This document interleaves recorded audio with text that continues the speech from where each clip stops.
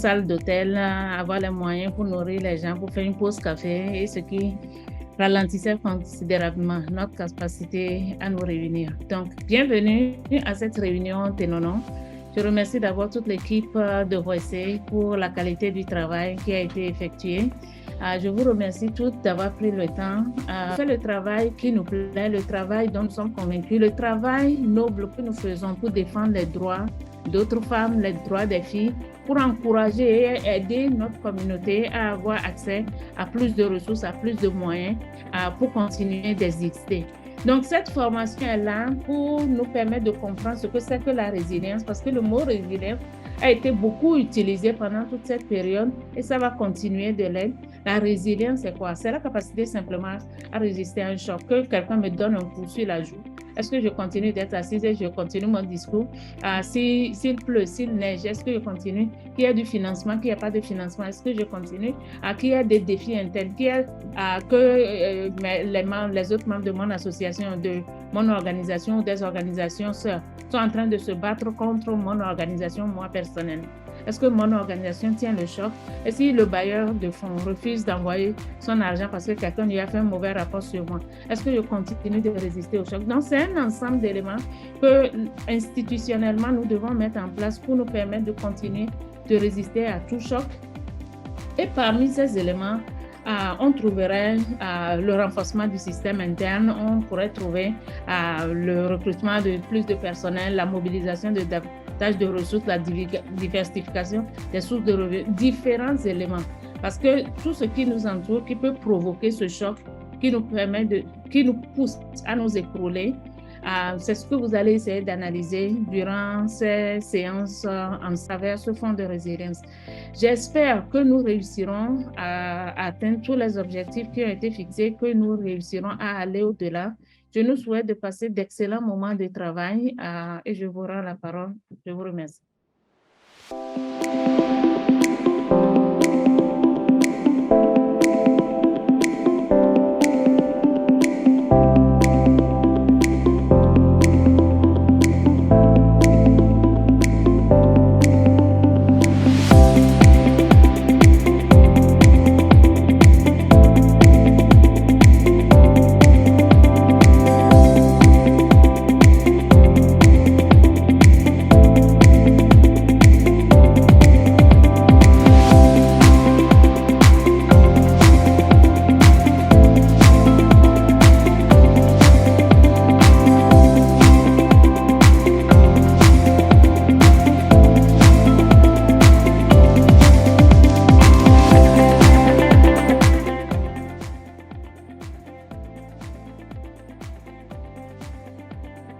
Ténonon.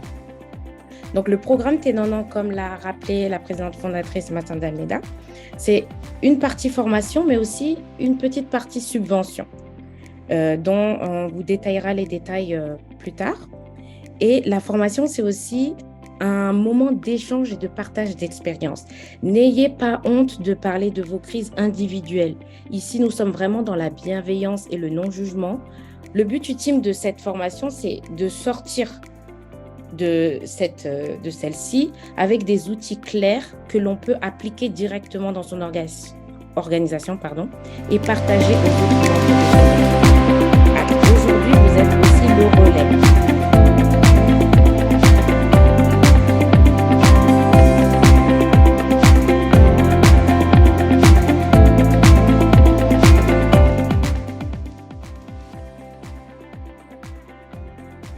Et afin de pouvoir régler ce problème. Et concernant la question de comment faire pour ramener la cohésion, nous avons proposé d'organiser des activités extra-professionnelles, donc se retirer en retraite pour essayer de ramener la cohésion, l'harmonie dans l'organisation. Rien qui se construit, qui doit être durable, n'est facile. Le découragement, les embûches, les moyens financiers qui ne sont pas là seront là. Mais si vous êtes convaincus là, allez-y, foncez, parce que vous avez une mission. Et cette mission, vous devez absolument l'exécuter. les 70% des membres adhèrent à cette stratégie et on avance. Aujourd'hui, on n'a plus vraiment de problème de cotisation, de pression de management. C'est plutôt elles qui sont lésées. Ça veut dire que quand on lance des projets maintenant, c'est sélectif. Elles sont plutôt frustrées de ne pas participer au projet et elles se demandent aujourd'hui, il faut qu'on remette des cotisations. Mais nous, on ne veut pas revenir dessus parce que c'est comme une corde au cou pour le management. Comment est-ce qu'elle pourrait exploiter ces ressources ou alors ces outils? Ou alors, il y a peut-être d'autres moyens basiques qu'on pourrait également exploiter, peut-être pas dans ce cours, mais prendre en compte pour les prochaines formations. Mais merci beaucoup pour cette question, ça permet de rebondir aussi. Quelque chose pour notre sécurité et ne pas laisser dans le travail et en fin de compte, lorsque nous sommes fatigués, on part à la retraite, nous n'avons rien.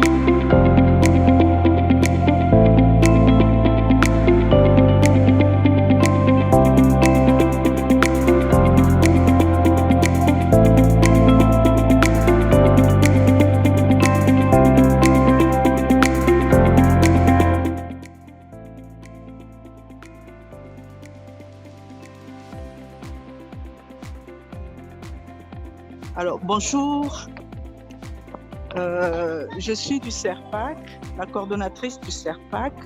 En fait, en matière de communication interne, je dirais que nous avons vraiment tiré profit pour utiliser le terme usuel.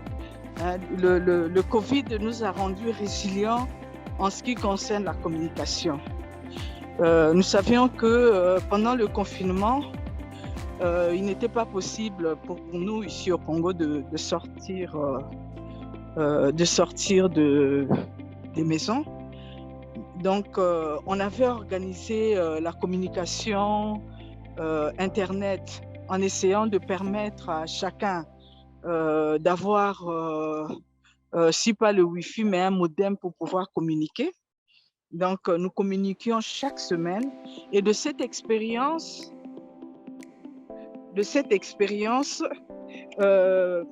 nous avons maintenu ce rythme qui est qu'au début de chaque mois, donc autour du 5, le premier vendredi du mois, comme demain par exemple, nous faisons une évaluation des activités précédentes et la programmation des prochaines activités du mois.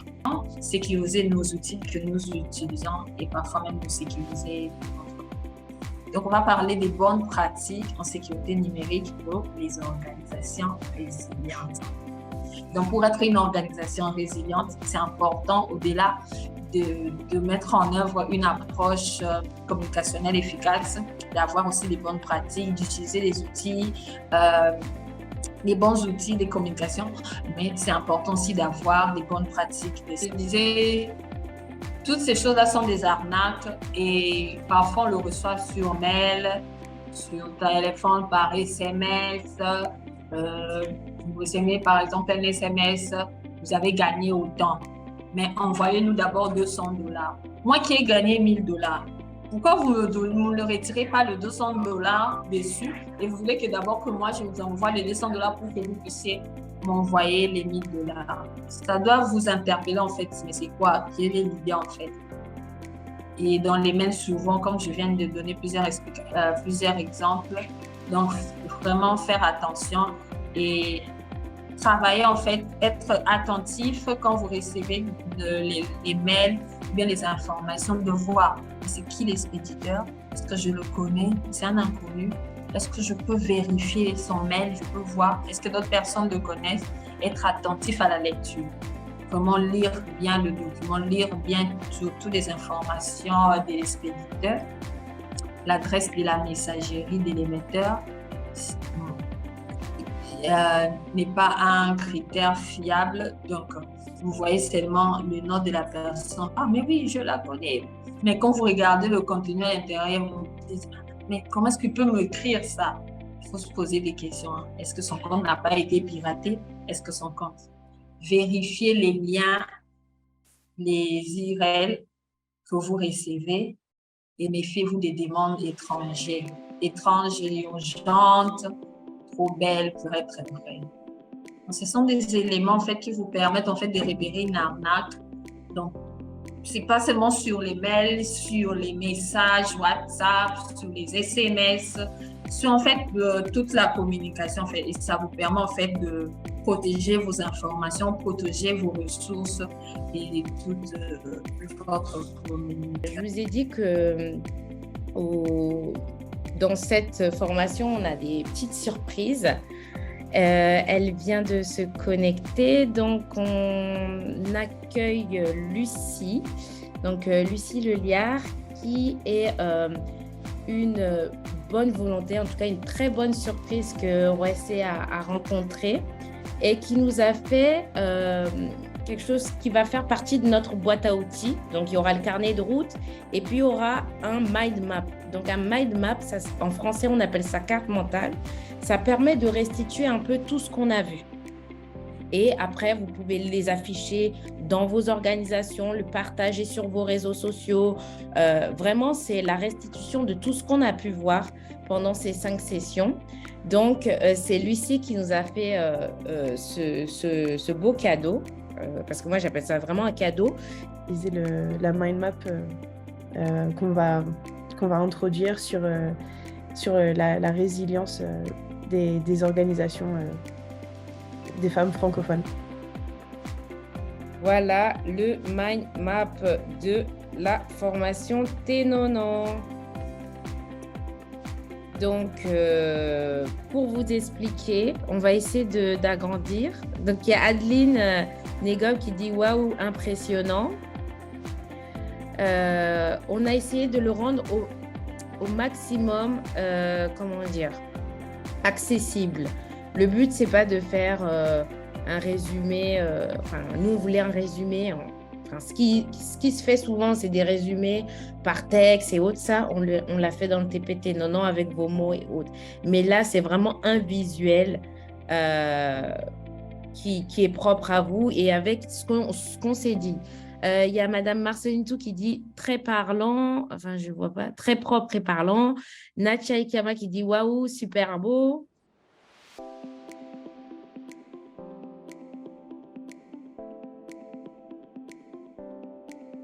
Si je dois résumer tous ces moments passés ensemble, c'est 3 éléments. Garder le cap, mettre les garde-fous et communiquer efficacement. J'ai appris beaucoup de choses qui vont me servir dans mon organisation. Vu que nous sommes passés par pas mal de problèmes, nous avons pu surmonter beaucoup de crises et jusque-là, on a pu avancer.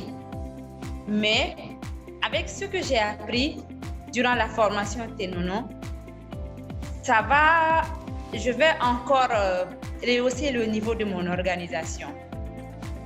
Je vais continuer à appliquer tout ce que j'ai appris. Tout ce qu'on nous a appris, c'est bon, même si tout de suite, on ne peut pas tout mettre en œuvre en même temps. Nous pensons quand même pouvoir restituer la formation et migrer ou diversifier au moins nos ressources pour pouvoir être plus résilients, mais renforcer aussi notre visibilité et par l'amélioration de nos outils et de communication.